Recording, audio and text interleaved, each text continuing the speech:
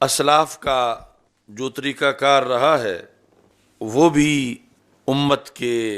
اولیاء نے اپنے اپنے زمانے میں اس کا تذکرہ کیا۔ اس طرح کے امور کا بجا لانا بھی اسی شکر کا حصہ ہے جو ابھی میں عبارت پڑھ کے سناتا ہوں، تاکہ ہم جو تحفظ چاہتے ہیں عید میلاد النبی صلی اللہ علیہ وسلم کا، ایک تو اس کا وجود ہے، پھر اس کی فضیلت ہے، پھر اس کا طریقہ کار ہے،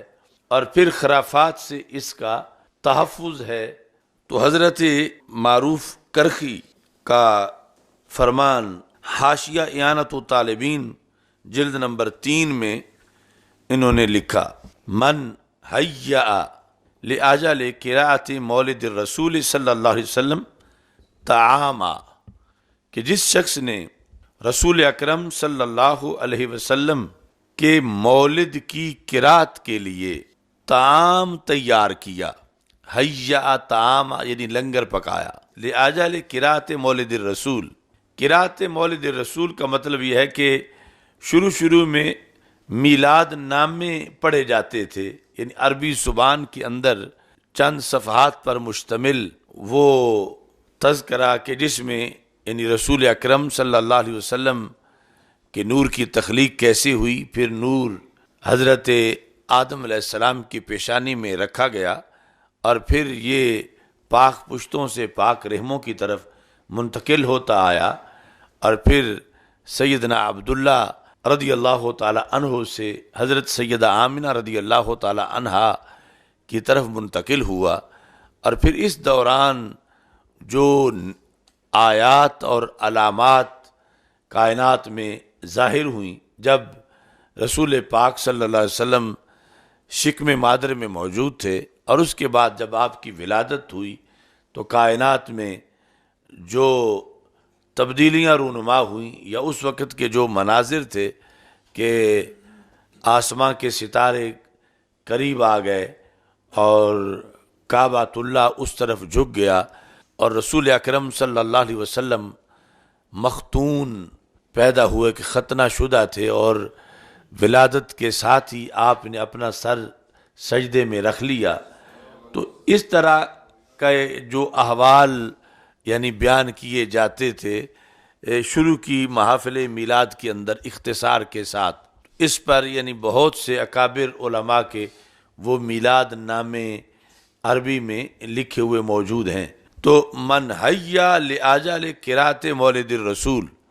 مولد الرسول صلی اللہ علیہ وسلم کی قرات کے لیے جس نے طعام تیار کیا، وجمع اخوانہ، اور اس نے دوستوں کو جمع کیا، کہ دوست جمع ہوں گے تو پھر ایک صاحب وہ میلاد نامہ پڑھیں گے، دوسرے سنیں گے، وَأَوْقَدَ سِرَاجًا، اور اس نے ان اس زمانے میں یہ موجودہ جو لائٹنگ ہے یہ تو نہیں تھی، لیکن جس طرح کے بھی چراغ ہوتے تھے وہ اس نے اضافی طور پر بھی جلائے تاکہ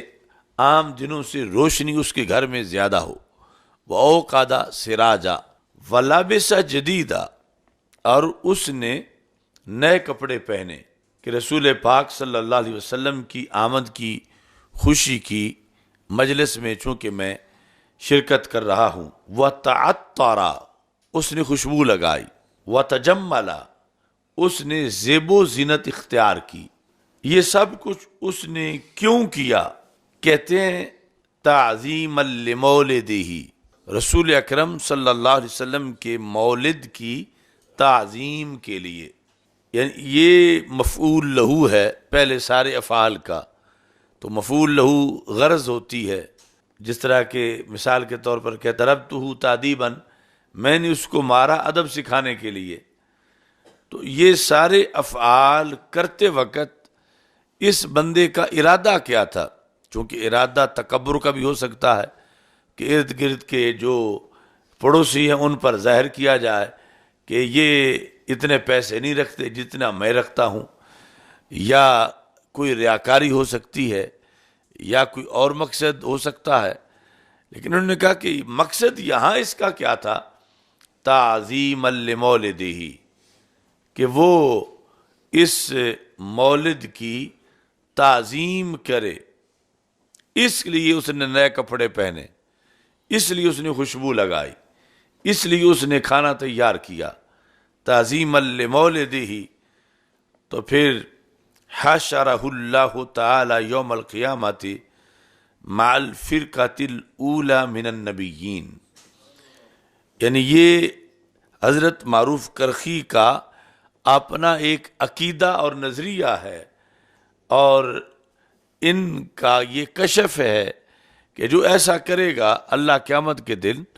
اس کو انبیاء کرام علیہم السلام کے طبقے کی سنگت عطا فرمائے گا، اور فرقہ اولیٰ کے ساتھ اللہ تعالیٰ اسے جمع کرے گا، وَكَانَ فِي أَعْلَى عِلِّيِّينَ، اور وہ اعلیٰ علیین کے اندر اس کا مقام ہوگا۔ تو اس طرح کہ یہ سارے افعال یہ حصہ ہیں عید میلاد النبی صلی اللہ علیہ وسلم کے، بشرطے کہ یہ سب ہوں تعظیما لمولدہ، کہ رسول اکرم صلی اللہ علیہ وسلم کے مولد کی تعظیم پیش نظر ہے، تکبر ریاکاری پیش نظر نہیں، بلکہ تعظیم جو ہے وہ پیش نظر ہے۔ اور امام جلال الدین سیوطی رحمۃ اللہ علیہ نے